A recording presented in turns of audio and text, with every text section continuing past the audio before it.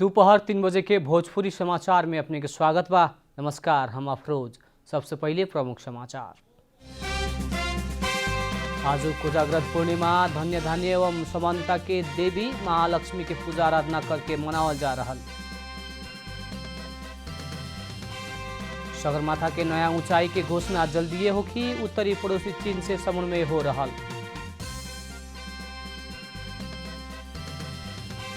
सौराहा में आंतरिक पर्यटक के चहल पहल बढ़ल। जीप सफारी, हाथी सफारी शुरू।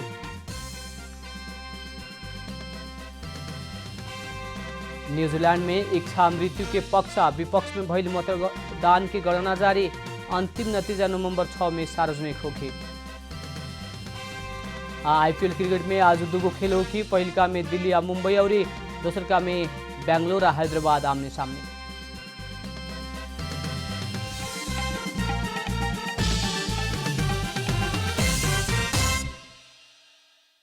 अब पूरा समाचार। कोजाग्रत पूर्णिमा के अवसर में आज देशभर धन्य धान्य एवं संपन्नता के देवी महालक्ष्मी के पूजा आराधना करके मनावल जा रहा बा।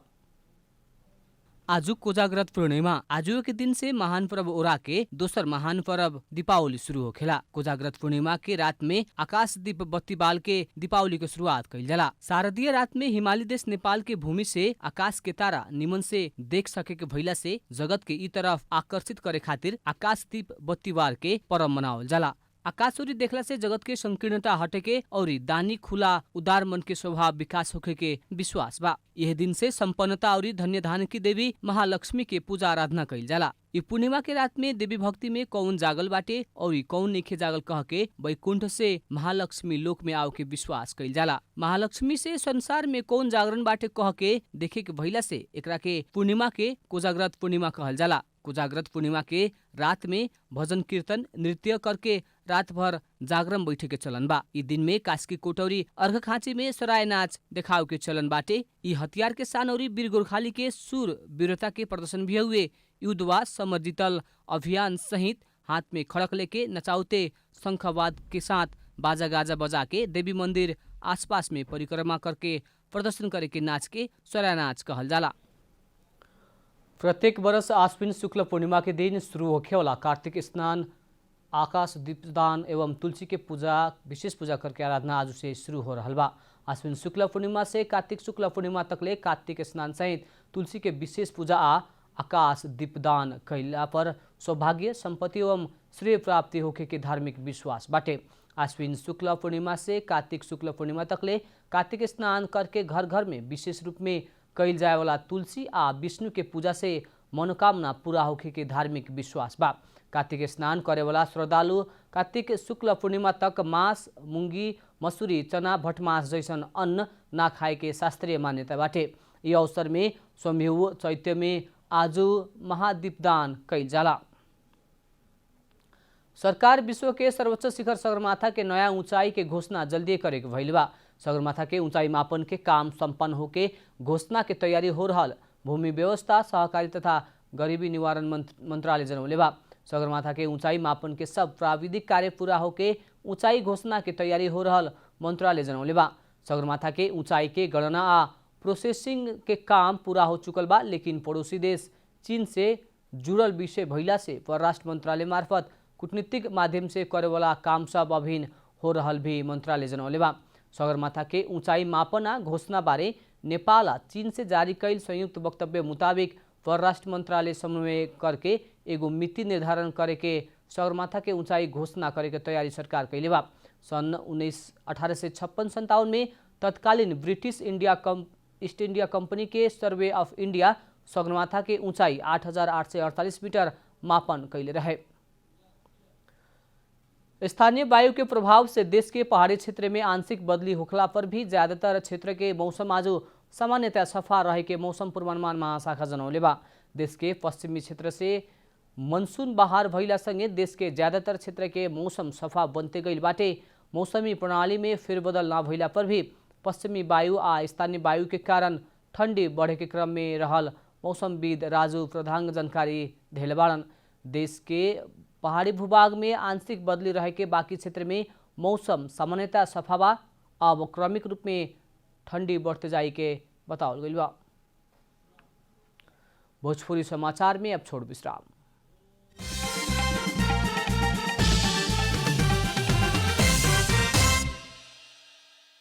भोजपुरी समाचार में अब थप समाचार। दशहरा और संगे ही नेपाल में विभिन्न देश से शिकारी चिड़ै धमाधम नेपाल आ रहल बा।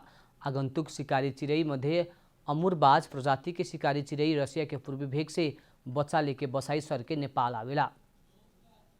एशियाली देश लगायत पश्चिमी देश में जाड़ा बढ़ते गईला से शिकारी चिड़ै जाड़ा से बचे खातिर यह दशैं के सेरेफरे में नेपाल आवे के शुरू कैले बा। मांसाहारी प्रजाति के शिकार करके खाए वाला चिड़ै सब अभी नेपाल आवे के क्रम जारी रहल। वरिष्ठ चरा विज्ञ डॉक्टर तुलसी सुवेदी जानकारी देहनी। उत्तर से दक्षिण तरफ बसाई सरे के क्रम में शिकारी चिड़ै नेपाल में कितना आवेला कह के गणना समेत हो रहल सुवेदी जानकारी देहनी।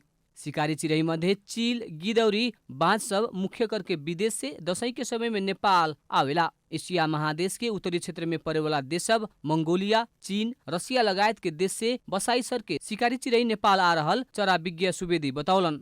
आगंतुक शिकारी चिड़ै मध्य अमूरबाज प्रजाति के शिकारी चिड़ै रसिया के पूर्वी भेग में अंडा पार के बच्चा के बढ़ा के बसाई सर के नेपाल आवेला। उसे ही चंद्रलाल चील, तोपबाज, छोटका बड़ई, इम्पेरल चील, ग्रेटर स्पोटर चील, सुनौलू चील, बनबाज, 3-4 प्रजाति के भुई चील लगायत के शिकारी चिड़ै नेपाल आवेला। शरद ऋतु में 35 प्रजाति के शिकारी चिड़ै बसाई सर के आ रहल अघिलका वर्ष के अभिलेख में उल्लेख बा। बीतल वर्ष 25 प्रजाति के ही शिकारी चिड़ै नेपाल आयल रहे। नेपाल में ही शिकारी चिड़ै 60 प्रजाति के बाटे। शिकारी चिड़ै नेपाल आवे के क्रम अक्टूबर 7 से शुरू भइल तथ्यांक में बा। चीन और मंगोलिया से गोमाई महाचील भी हरेक वर्ष करीब 8000 के संख्या में नेपाल आवेला। बसाई सर के आयल शिकारी चिड़ै तराई भूभाग संगे काठमाडौँ के चोभार के डाँडा और पोखरा उपत्यका में ज्यादा समय बितावेला।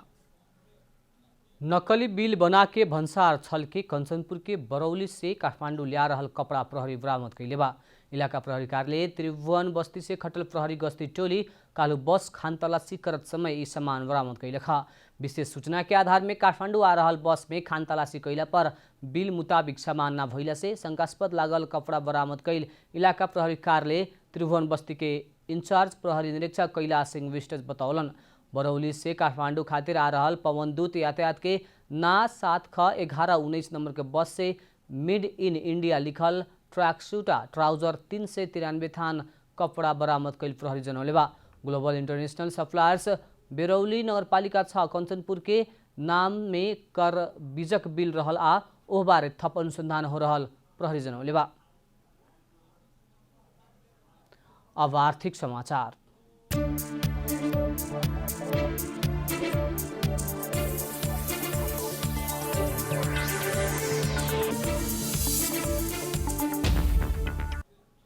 लंबा समय से सुनसान सौराहा में स्वदेशी तथा विदेशी पर्यटक के चहल पहल बढ़ल बाटे। दशहरा के टीका के दिन से राप्ती किनार में के पब सब में आंतरिक पर्यटक बढ़ल बाटे त होटल बुकिंग हो रहल बा। एकाएक पर्यटक बढ़े लगला बाद विदा में रहल कर्मचारी बुला के होटल संचालक व्यवस्थापन कर रहल क्षेत्रीय होटल संघ सौराहा के अध्यक्ष दीपक भट्टराई जानकारी देहनी। पर्यटक के चहल पहल बढ़ला संगे रेस्टोरेंट भी खुलल बाटे। होटल से ज्यादा रेस्टोरेंट के व्यापार बाटे। पर्यटक के चहल पहल बढ़ला संगे ही चितवन राष्ट्रीय निकुंज भीतर जीप सफारी, स्थानीय सामुदायिक वन में हाथी सफारी शुरू भइल बा। सौराहा से काठमाडौँ आवत जावत करे वाला पर्यटक भी बस भी संचालन में आयल बाटे। भोजपुरी समाचार में अब छोट विश्राम।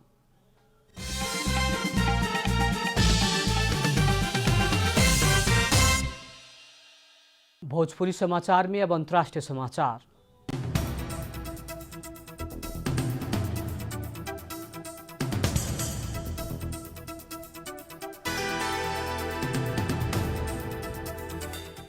न्यूजीलैंड इच्छा मृत्यु के पक्ष में मतदान कैले बा। ई महीना भइल आम निर्वाचन के दौरान कैल जनमत संग्रह में ई नतीजा देखल गई। देश के निर्वाचन आयोग जानकारी देले बा।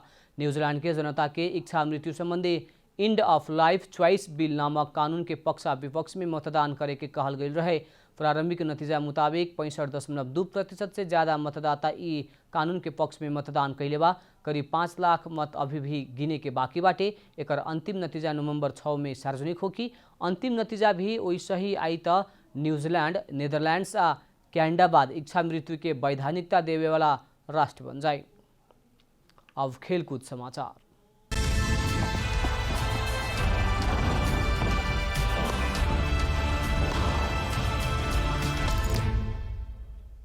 Indian Premier League IPL cricket में आज होने वाला पहिलका खेल में दिल्ली कैपिटल साबिक विजेता मुंबई इंडियंस से खेले वाला बा। दुबई अंतर्राष्ट्रीय क्रिकेट स्टेडियम में नेपाली लेग स्पिनर संदीप लामिछाने आबद्ध दिल्ली दुबई में मुंबई से खेली। दिल्ली आ मुंबई बीच के खेल नेपाली समय मुताबिक आज पौने 4 बजे हो कि 12 खेल में 7 जीत चाहिए 14 अंक जोड़ के दिल्ली तेसरका स्थान में बाटे। प्ले ऑफ पुगेला दिल्ली के 1 जीत जरूरी बाटे। इस सीजन संदीप के एको खेल खेले के नहीं मिलल। सीजन के पहिलका खेल में दिल्ली के मुंबई 5 विकेट से हरौले रहे। शीर्ष स्थान के मुंबई 12 खेल में 16 अंक जोड़ले बा। वैसे ही आज के दोसरका खेल में बेंगलुरु हैदराबाद पौने 8 बजे खेले वाला बा। अंत में प्रमुख समाचार फिर एक बेर। आज कोजाग्रत पूर्णिमा धन्य धान्य एवं संपन्नता के देवी महालक्ष्मी की पूजा आराधना करके मनावल जा रहा। सगरमाथा के नया ऊंचाई के घोषणा जल्दी हो कि उत्तरी पड़ोसी चीन से समन्वय हो रहा।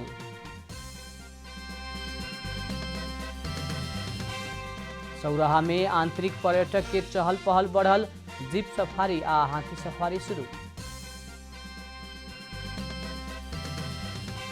न्यूजीलैंड में इच्छा मृत्यु के पक्ष और विपक्ष में भइल मतदान की गणना जारी।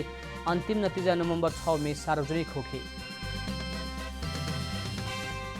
IPL क्रिकेट में आज दुगो खेल हो कि पहिलका खेल में दिल्ली आ मुंबई और दूसरका खेल में बेंगलुरु आ हैदराबाद आमने सामने।